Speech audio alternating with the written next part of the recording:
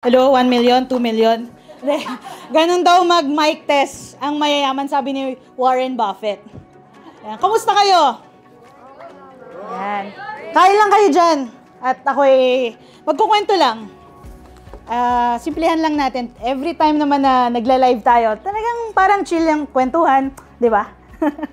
And yun, ako nga pala si Coach Kares. Isang simpleng empleyado sa umaga. Forex trader and coach, umaga hanggang gabi. And for tonight, i-share ko sa inyo, developing a trader mindset. If isipin natin parang, ang vague naman yan, coach. Mindset na naman. Pero, tanungin mo rin sarili mo, kailangan ba talaga natin na align yung mindset natin pagdating sa forex journey natin? Oo, hindi. Yan. So, naisip ko kasi, alam ko naman na yung mate formula. Marunong na ako mag-support and resistance. Basically, alam ko na yung concept ng FX market eh. Pero, bakit nga ba may times na parang natatalo pa din ako?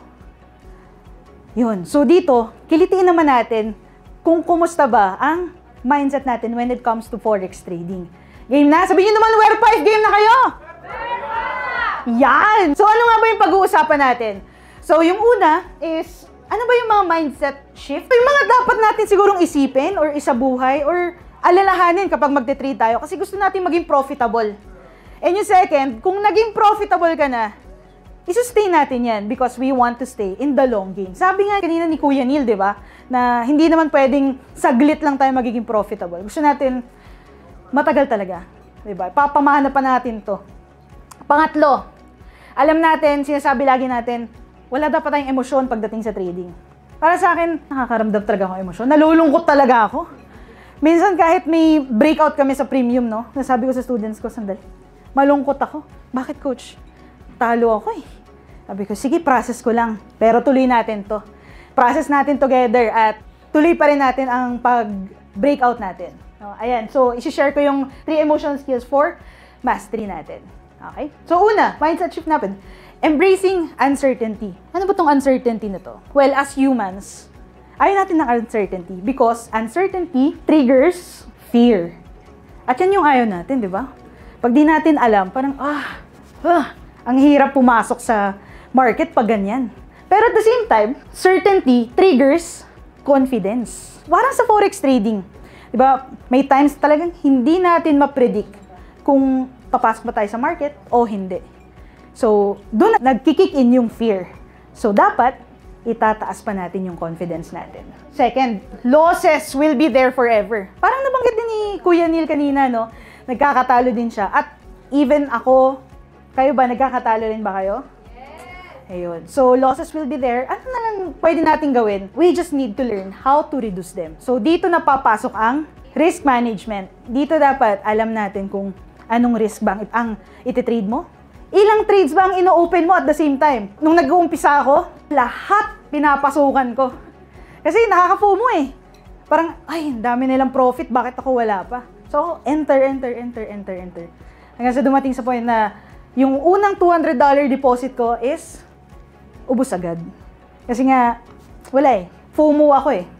Tapos pag nagkakatalo ako, yoko na. Sino nakaramdam no na nagka-losses? Sinaman ng loob. Ayan. So, tataas natin yung confidence natin sa trading. Okay?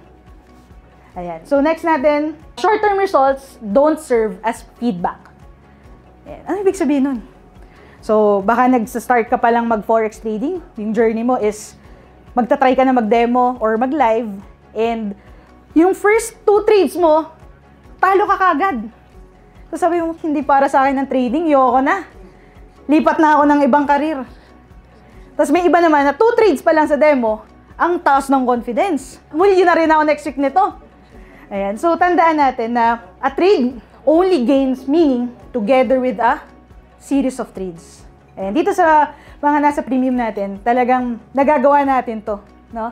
Kasi tinetest natin yung strategy natin through backtesting. And kayo rin, ma-advise ko sa inyo is i-test nyo din yung strategy nyo ng maraming beses. Mag-reps kayo para tumaas pa ang win rate nyo. And kung hindi pa, i-refine nyo. Ano bang pwede pang ayusin? Ano pang pwedeng idagdag o ibawas? para tumaas pa ang win rate ko. At yun ang i-apply nyo pagdating sa live o sa prop firm. Yung fourth and fifth natin, from tunnel vision to big picture perspective. At saka predictability to anticipation. Well, parang almost same kasi na mindset shift yan eh. Ano ba yung mga ginawa ko nung puro talo ko? Anong ginagawa ko? Parang tunnel vision, nire-review ko yung journal ko. Binabalikan ko yung wins and losses ko. Okay, yung wins ko. Ano yung mga magagandang trades ko? Ano yung A setup ko? Ano yung B setup ko? Ano ibig sabihin nun? Ano yung mga magagandang iti-trade nyo talaga? Hindi yung talpak ka lang ng talpak sa market dahil lang gusto mong kumita agad. Diba? What we want are quality setups para ang results natin, quality rin. Goods? Goods. Ayan. So, sabi ko nga dito, it's not external control that will give you confidence. But the ability to thrive under uncertainty or yung internal control natin, kahit pa ang gulo-gulo ng market condition, once confident ka sa strategy mo, hindi ka nakakabahan. Kahit magka-losses ka, magkaroon ka negative 1% sa prop firm mo, okay lang. Kasi alam mong makakabawi ka kasi na-test mo ng maraming beses yung strategy mo. So, let's see, profitable na tayo. Kasi lahat tayo papunta doon. So, paano ba natin masusustain pa yung profitability? Una na dyan is, ito, you can control emotion, but you can control your response to them. Kanina ko pa nababanggit yung emotion, no? Kasi, andyan talaga yung emotions natin eh. Nasa sa atin na lang on how we will respond to this. Parang, may ibang traders na, bawa ko, sobrang saya ko, sobrang good vibes ko sa araw ko, sarap ng gising ko. Pag nag-trade ako, uy, shucks, puro panalo. Tapos naman nagka-araw ako na ang sama na araw ko. Tapos sunod-sunod yung losses. Ayun, sira na. Gagawin ko, sige, trade pa ako. Trade pa ako hanggang sa, uy, ang laki na ng losses ko. Hanggang na-drawdown na ako. Masasabi ko dito is, talagang, we just need kung paano ba tayo magre-respond dun sa mga emotions na nararamdaman natin kasi it will always be there. Okay? So, flexibility. Paano bang flexibility? Flexibility sa strategy, na pag natalo ako sa isang strategy na to, lipat ako dito, at lipat ulit. Hindi. Flexibility when it comes to different market conditions. Humarap man tayo sa iba't ibang market conditions, kaya pa rin natin mag-trade. Kaya ba yun? Ayun, ako nagtitrade ako nag-analyze ako H1 down to M15. Ayun, tatawag ako. Ikaw, Jason, saang time frame ka nag-analyze? Higher time frame. Higher time frame. Ang execution ko sa 4 hours. 4 hour. Oh, thank you. So, sa flexibility, marami tayong nakikitang opportunity, no? Sa iba't ibang market condition. Kasi nga na-test mo na yung different markets eh. Hi, ikaw, saang market ka nagtitrade? Or kahit nagde-demo?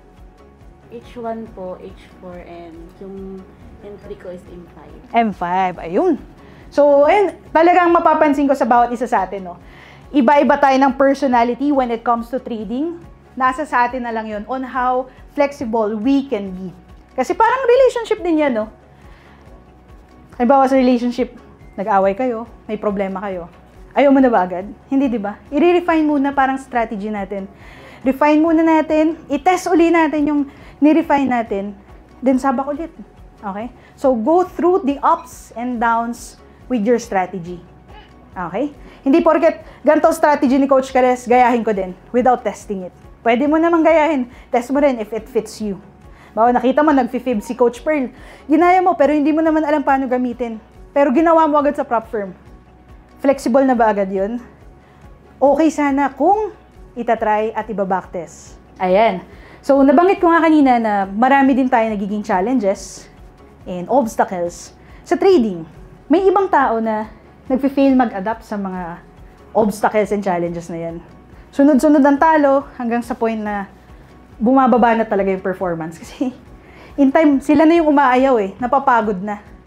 Pero what if ginawa mo din yung ginawa ko na in time, ang daming obstacles, ilang taon na ako nagtitrade, di pa rin ako pumapasa sa prop firm kasi ang dami kong gigil, ang dami kong emosyon. Pero what if nag-adapt ako sa mga challenges na yan? Yan. In time, mabibreakthrough mo rin yung ceiling of performance mo. Sino dito ang gustong ma-breakthrough yun? Yan. Sige. Okay, so the best performance aligns with your strength. So siguro mamaya, pag nag-breakout tayo, no? Discover natin sa sarili natin yan. Kasi nung nagsisimula din ako sa journey ko, hindi ko alam kung ano ba yung strengths ko sa trading. Ang alam ko lang Euro USD, ang alam ko lang stochastic, pero alam mo yun, parang sabog eh. What if i-break down natin mamaya? Alamin natin, then apply natin yun sa mga susunod pang araw, sa susunod na buwan, hanggang sa marami pang days na dumaan. Okay?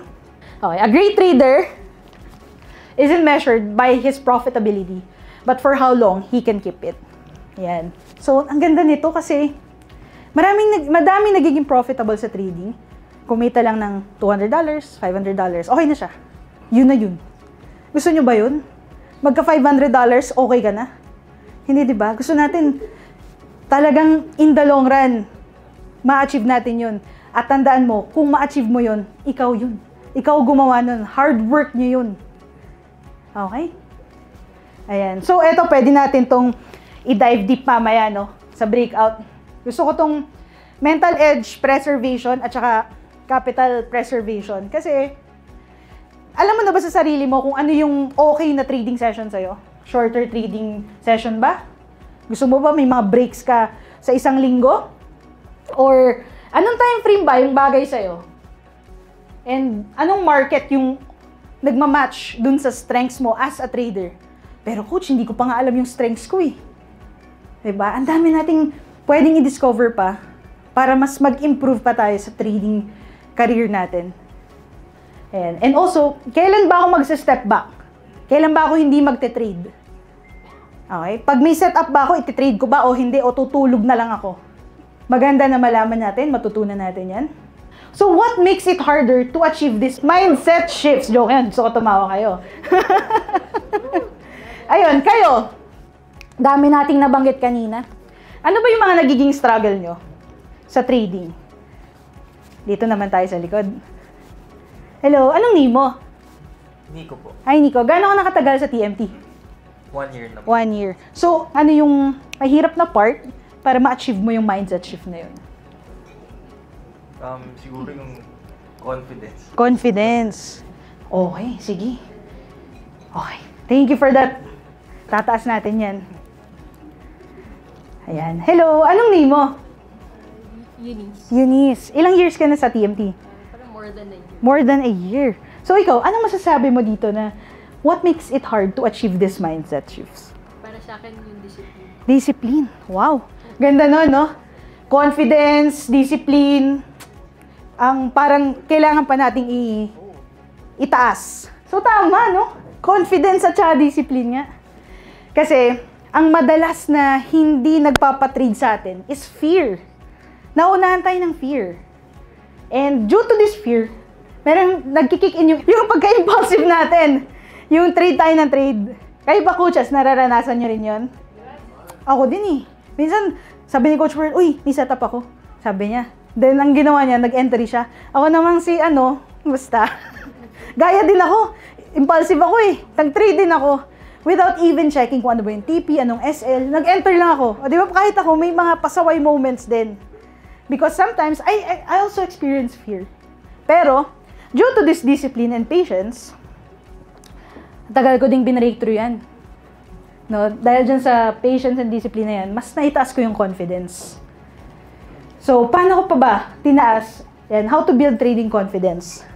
So, para sa akin, maganda na magkaroon tayo ng confidence sa strategy and ability to perform. When it comes dun sa confidence in strategy, and mamaya sa breakout pag-usapan nyo with your coaches. Ano ba yung trading plan nyo as a trader? Meron ba kayo nun? Paano ba kayo nagtitrade? Paano nyo ba ine-execute yung mate? Anong pairs ba ang tinitrade nyo? Kasi kanina, nabanggit ni Kuya Neil, ang mga pairs na tinitrade niya is yung 8 major pairs. Ako, ang tinitrade ko ngayon is Euro USD lang. Dati lahat din tinitrade ko. Pero talagang I trained myself na etong time frame lang ang titrade ko, etong setup lang ang papasukan ko, etong pair lang ang papasukan ko. Ang sakit nung napagdaanan ko para lang ma-build ko yung confidence na to. And I think kailangan kong pagdaanan yun for me to grow as well. And yan, sabi ko nga dito, knowledge of edge, flexibility in different market condition, confidence in process and feedback systems. Napakahalaga ng feedback systems natin, no? Ayan, yung mga premium, happy ba kayo sa feedback systems natin? Yan. Yan. So, ma-advise ko sa inyo na talagang mahalaga ang may nagpi-feedback sa atin. Kamusta ba yung mga nagiging trades mo? Kamusta nagiging backtesting mo? Mga naging demo tests mo? Okay ba yung mga naging setup mo? At marami pang iba. Okay, kaya andito ang TMT community rin para lahat tayo ma-achieve yung breakthrough na yan. Okay ba yan? Okay! Goods. Ayan, tulad dito. Halatang-halata, kares na kares ang setup. May stochastic eh. So this was my trade last Friday. Sabi ko, uy, may downtrend sa galing H4, H1. Pagtingin ko na M15, may higher highs, higher lows. Naglagay ako ng paborito kong parallel channel. Sabi ko, uy, umaga pa lang, andito pa lang siya sa lower low. Sige, lagay ako ng sell limit dun sa lower high. Sabi ko, sige, lagay ako. Paglagay ko, 11 AM, umakyat, walang confirmation candle. Kulit ko talaga. Sabi ko, pero hindi eh. Set up ko yan. Dapat tama yan. Sarili ko yung nakausap ko talaga. Sabi ko, close ko na ba? Hindi, negative eh. Hindi, tiwala lang ka, Riz. Tama yan. Sabi ko sa sarili ko. Tapos, naglagay ako dito ng line. Dash line. Kasi nakita ko may previous high. Sabi ko, pag ito, hindi na break. Ano yan? Rejection yan. Tama ako. Sabi kong ganun. Hawakan ko to, hindi ko to i-close. And then after a few hours, bang, natipihit ako. And parang isa to sa mga naging trades ko for the past weeks na ang sarap sa pakiramdam kasi nagtiwala talaga ako sa strategy ko. And ito yung tinitest ko talaga for the past months. Itong strategy na to. Ayan yan.